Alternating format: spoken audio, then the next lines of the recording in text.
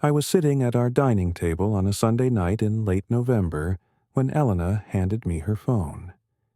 She had just finished reading a text from my mother, Patricia. The silence in the room felt heavy. I took the phone and read the message 3 times, hoping I had misunderstood. Christmas dinner this year is family only. Space is limited. Hope you understand. We had been married for 8 years. Elena was my wife, my partner, my family. She was not some distant acquaintance. She was legally, emotionally, and in every way that mattered part of my life. That message changed everything between my parents and me. Before I tell you what happened next, I want to know where you are watching this from. Drop your location in the comments. If you have ever felt excluded by your own family, hit that like button. And subscribe, because this story gets a whole lot more complicated from here. I met Elena when I was 22 years old. We were both in college. She was studying nursing, and I was working my way through a business administration degree. Elena was kind smart, and had this quiet strength that drew me in from the first conversation we had in the campus library. We dated for 3 years before I asked her to marry me. She said yes without hesitation, and I felt like the luckiest man alive. The first time Elena met my parents was a big deal for both of us. I drove her to their house on a Saturday afternoon.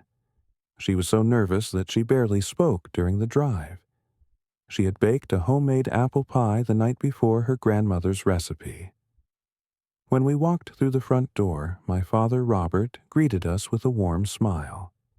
He shook Elena's hand and told her he had heard a lot about her. My mother, Patricia, stood in the kitchen doorway, arms crossed, watching us. She nodded politely when I introduced Elena, but did not move to hug her or shake her hand. Elena offered the pie, smiling brightly despite the tension. Patricia took it without much enthusiasm and said, "How nice." My father, thankfully, was warmer. He complimented the pie at dinner and asked Elena about her nursing studies. I thought maybe my mother just needed time to warm up. I told myself it would get better. But it did not get better. Over the years, there were small signs that my mother had never truly accepted Elena. During our first year of marriage, Patricia would call me to invite me to family gatherings, but would not mention Elena. I would have to ask, "Can Elena come?" And there would be this pause on the other end of the line before my mother would say, "Oh, of course, I assumed you both would come." It did not feel like an assumption. It felt like an afterthought. One year, it was my sister Sophia's birthday party. My mother organized the whole thing and called me 2 days before to invite me. She talked about the guest list, the cake, the decorations. She did not mention Elena once. When I asked if Elena was invited, my mother hesitated and then said in a tight voice, "Yes, she can come if she wants." If she wants. As if my wife might not want to celebrate my sister's birthday with the family. Then there was Thanksgiving during our 3rd year of marriage. My mother set the table, and I noticed immediately that Elena was seated at the far end next to a friend of Sophia's that none of us knew very well. I was seated right next to my parents. It was a clear message. Elena did not say anything. She smiled, made conversation with the stranger next to her, and pretended not to notice. But I noticed. I felt the sting of it, even if she would not admit it bothered her. Christmas, during our 5th year, was another low point. My mother gave gifts to everyone. Sophia got a beautiful scarf she had been eyeing for months. My father got a new tool set. I got a leather wallet with my initials engraved on it. Elena received a $25 gift card to Target. It was generic, thoughtless, and so obviously different from everyone else's gifts that even my father looked uncomfortable. Elena thanked my mother graciously and never said a word about it to me later. She never complained. Not once. She kept trying to win my mother over, kept smiling, kept showing up. I admired her for it, but it also broke my heart. Through all of this, there was another layer to my relationship with my parents. 5 years ago, my father had a heart surgery. It was unexpected and expensive. Even with insurance, the medical bills piled up. My parents were already retired, living on a pension and Social Security. One evening, my father called me. His voice sounded shaky, older than I had ever heard it. "Son, I hate to ask, but we are behind on the property taxes. The county sent a notice.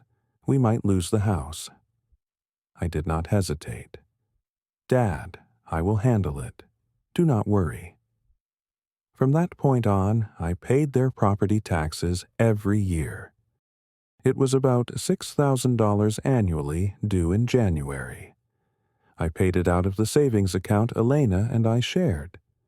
When I told her what I was doing, she did not blink. "They are your family, Juan. Family helps family." That was Elena. She never once complained about the money going to my parents, even though they treated her like an outsider.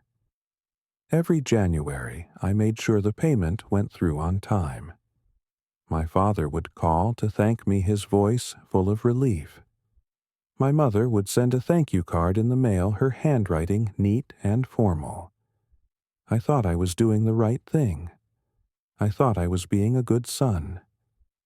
That Sunday night in November, sitting at our dining table, everything felt different. I stared at my mother's text message and the words blurred in front of my eyes. Family only. Space is limited. Elena sat across from me, her hands folded in her lap. She was trying so hard to keep her face neutral, but I could see the hurt in her eyes. "Maybe they really do not have space," she said quietly. "Maybe Sophia is bringing someone, and they need the extra seat." I did not believe that for a second, but I wanted to be sure. I called Sophia. She answered on the third ring, and I could hear the hesitation in her voice the moment I said her name. "Juan, what is going on?" "I need to ask you something," I said. "Is Elena invited to Christmas dinner?" There was a long silence. Then Sophia sighed. "Juan, Mom just said it is going to be a small gathering this year, just the four of us. Me, you, Mom and Dad." "What about Elena?" I asked, even though I already knew the answer. "She is my wife." "I know," Sophia said. "I am sorry. Mom said something about wanting it to be just immediate family this year." My hand tightened around the phone. "Elena is immediate family. We have been married for 8 years." "I know Juan," Sophia said softly. "I tried to tell Mom, but you know how she is." I hung up without saying goodbye. Helena was watching me, her expression carefully blank. "What did she say?" "She said Mom wants it to be just the four of us. You, me, Sophia, and our parents." I corrected myself bitterly. "No, not you and me. Just me." Elena looked down at her hands. "It is okay, Juan. You should go. Spend Christmas with your family." "No," I said. "Absolutely not." The next day, I drove to my parents' house. I did not call ahead. I just showed up. My father answered the door, his face surprised. "Juan, what are you doing here?" "We need to talk," I said. "Where is Mom?" My mother came out from the kitchen, wiping her hands on a dish towel. Her expression was guarded. "Juan, this is not a good time." "Why is not Elena invited to Christmas?" I asked, cutting straight to the point. My mother's face hardened. "It is just family this year. We want to keep it small." "Elena is my wife," I said slowly, like I was explaining something to a child. "She is family." She is not blood Juan, my mother said coldly. Christmas is for blood family. I felt like I had been punched in the stomach. My father shifted uncomfortably beside her. Patricia, maybe we can— No, Robert. My mother cut him off.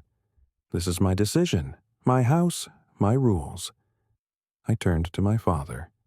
Dad, do you agree with this? He would not look at me. He stared down at the floor, his shoulders slumped.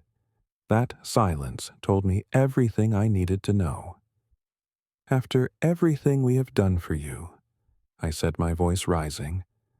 After I have been paying your property taxes for 5 years. My mother's face went stiff. We never asked you to do that. Dad called me, I shot back. He said you were going to lose the house. You were terrified. And we appreciate it, my mother said. But that does not mean Elena gets to dictate our Christmas. Elena is not dictating anything, I shouted. You are the one excluding her, for no reason. My mother crossed her arms. I have my reasons. Then tell me, I demanded. Why do you not like Elena? What did she ever do to you? My mother did not answer right away.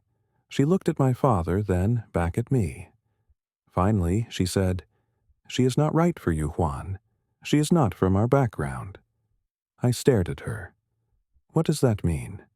She did not grow up the way we did, my mother said.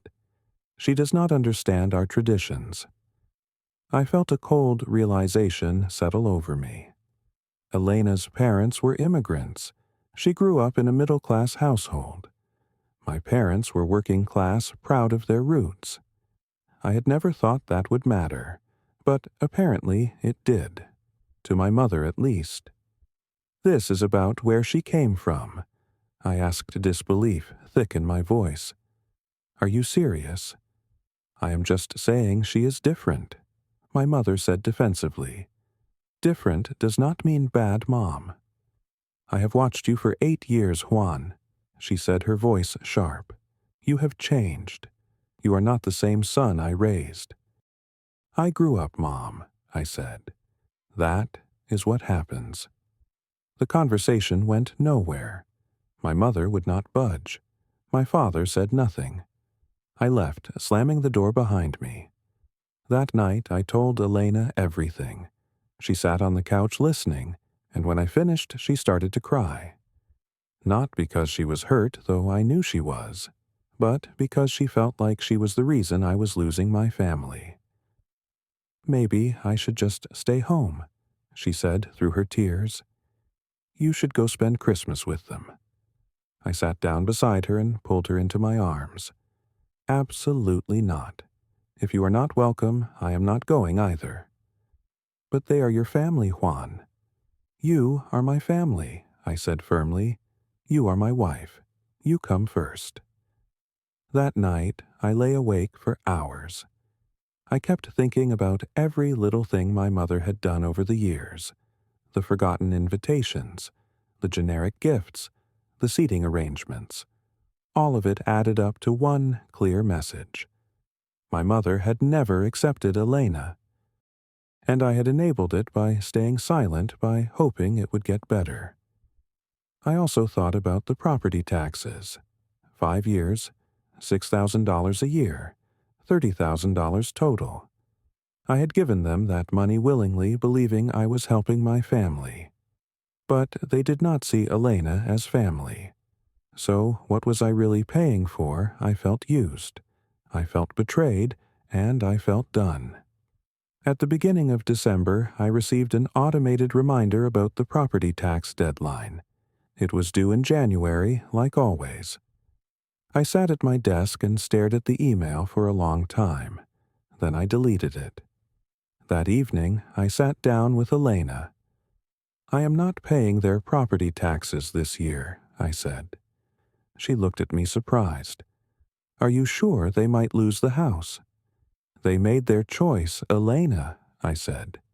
They chose to exclude you, to exclude us. I am done being their ATM while they treat you like you do not matter. Elena looked worried. I do not want to be the reason you lose your relationship with your parents. You are not the reason, I said. They are. They could have invited you. They could have treated you like family. They chose not to. And I am choosing not to keep funding a household that does not respect my wife. What if they really lose the house? She asked softly. Then maybe they will understand what it feels like to lose something important because of their own choices, I said. On December 12th, my mother called. Her voice was clipped and businesslike. So, are you coming to Christmas dinner? Is Elena invited? I asked. Silence. Then no, I said. I am not coming. Juan, do not be ridiculous, my mother snapped. This is family tradition. Elena is my family, I said, until you accept that I will not be there. You are choosing her over your own mother, she asked, her voice rising. I am choosing my wife over someone who refuses to respect her, I said. Then I hung up. Christmas Day came and went. Elena and I stayed home. We cooked dinner together, just the two of us. We invited a few friends over later in the evening, and it turned into a warm, comfortable gathering. Elena still looked sad at times, but she also seemed grateful that I had stood by her. My mother did not call. My father sent a single text message late in the evening. Merry Christmas, son. Miss you. I did not reply. In mid-January, the property tax deadline passed. I did not pay. I waited. At the end of January, my father called. His voice was panicked, higher-pitched than usual. Juan, did you forget to pay the property taxes? No, Dad, I said calmly. I did not forget. I chose not to pay. There was a stunned silence on the other end. What, why? Because I am done paying for a house where my wife is not welcome. Juan, please, my father said, and I could hear the desperation in his voice. This is our home. We are going to lose it. You should have thought about that before Mom excluded Elena from Christmas, I said. That was your mother, not me, he protested. And you said nothing, Dad, I replied. You stood there and let her do it. That makes you just as responsible. Please, son, he begged. We can work this out.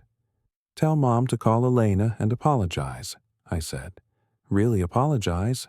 Then we can talk. You know she will not do that, he said quietly. Then I guess you have a problem, I said, and I hung up. In February, the county sent a second notice. This time, there were penalties added. The total amount due was now $7,500. My mother called me, and this time she was furious. How dare you do this to us? She shouted into the phone. I am not doing anything to you, Mom, I said. You did this to yourself. We raised you, she said, her voice shaking with anger. We gave you everything. And this is how you repay us. You gave me everything except respect for my wife, I said. This is blackmail, she spat. No, I said. This is consequences. You wanted to exclude Elena, fine, but you do not get to exclude her and expect me to keep funding your life. The county does not care about our family drama, Juan, she said bitterly. They are going to take our house. You are right, I said. The county does not care. Just like you did not care about Elena's feelings at Christmas. She hung up on me. In March, my parents tried to get a loan from the bank. They were denied. Their credit was not good, and they had no income beyond their pension and Social Security. Sophia called me one evening, her voice pleading. Juan, please. Mom and Dad are freaking out. They cannot afford this. Where were you when Mom excluded Elena Sophia? I asked. Did you stand up for her? I tried, Sophia said. But you know Mom. Everyone always says you know Mom, I said. Well, Maybe it is time Mom learns she cannot treat people like this without consequences. So, you are really going to let them lose the house? Sophia asked, disbelief in her voice. They can save the house any time they want, I said. All Mom has to do is apologize to Elena. Really apologize. Not some half-hearted sorry. A real one. She is not going to do that, Juan. Then they are going to lose the house, I said.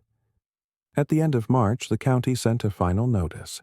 If the taxes were not paid within 30 days, the house would go into foreclosure. One evening, there was a knock on our door. I opened it to find my father standing there. He looked older than I remembered, his face lined with exhaustion and stress. "Juan," he said quietly, "can we talk?" I let him in. Elena came out of the kitchen surprised to see him. My father looked at her, and his eyes were wet. "Elena, I owe you an apology. I should have stood up for you at Christmas. I should have said something when Patricia excluded you. I was a coward. I let my wife hurt you because I did not want to deal with the conflict. That was wrong. You have been nothing but kind to us for 8 years. You never complained when Juan paid our taxes. You always treated us with respect. And Patricia and I, we did not return that. I am sorry." Elena looked stunned. "Thank you, Robert," she said softly. My father turned to me. "Your mother is outside in the car. She wants to talk to Elena, if you will let her." I looked at Elena. She nodded. A minute later, my mother walked through the door. She looked stiff, uncomfortable, like every step cost her something. She stood in front of Elena and did not look at her at first. Then slowly she lifted her eyes. "Elena," she said, and her voice was quieter than I had ever heard it. "I am sorry." Elena waited. My mother took a breath. "I was wrong. I was wrong to exclude you. I was wrong to make you feel like you were not part of this family. You are Juan's wife. That makes you family. I should have accepted that a long time ago." There was a long silence. My mother's hands were shaking. "I was jealous, I think," she continued. "Juan grew up. He built a life with you, and I felt like I was losing him. So I pushed you away instead of welcoming you. That was foolish. That was cruel. And I am sorry." Elena's expression softened. "Patricia, you were never losing him. I never wanted to take him away from you. I just wanted to be part of his life, part of your family." "I know that now," my mother said, and a tear slipped down her cheek. "I was wrong. I hope you can forgive me." "I accept your apology," Elena said. My mother nodded, wiping at her face. Then she turned to me. "Son, I understand if you do not want to pay the taxes anymore. We will figure something out. I do not expect your help after what I did." I looked at her for a long moment. Then I said, "Mom, I will pay the taxes. But things have to change. Elena is my wife. She will be at every family gathering from now on, and she will be treated with the same respect as everyone else. No more forgotten invitations. No more thoughtless gifts. No more seating her at the far end of the table. Do you understand?" "I understand," my mother said. "I promise." In early April, I paid the property taxes. With the penalties, the total came to $8,000. It hurt to write that check, but I did it. The county withdrew the foreclosure process. My parents kept their house. In May, my mother invited Elena and me to a Mother's Day brunch. When we arrived, my mother greeted Elena with a hug, a real one. She asked Elena about her work at the hospital, about her patients, about her day. And she listened. Really listened. It was not perfect. My mother was still learning, but it was different. it was better. Over the summer, Elena and I went to several family gatherings. My mother made an effort. She included Elena in conversations. She asked her opinion on things. She stopped treating her like an outsider. My father seemed relieved lighter somehow. Sophia told me privately that our parents had been shaken by how close they came to losing their home. It had forced them to reevaluate a lot of things. By the time fall came around, Elena told me she finally felt like she belonged. It had taken 8 years, but my mother had finally accepted her. And it had only happened because I was willing to walk away, because I was willing to stop enabling the disrespect. Looking back, I do not regret my decision to stop paying the taxes. I do not regret standing up for Elena. She deserved that. She had always deserved that. I learned something important through all of this. Respect has to be earned even within families. Love is not just about showing up. It is not just about blood. It is about how you treat people. It is about acceptance. It is about making room at the table for the people who matter. Sometimes the only way to save a relationship is to be willing to lose it. And sometimes the people who love you need to learn that love is not just about blood. It is about respect, acceptance, and showing up for the people who show up for you. So let me ask you, have you ever had to stand up to your family to protect someone you love?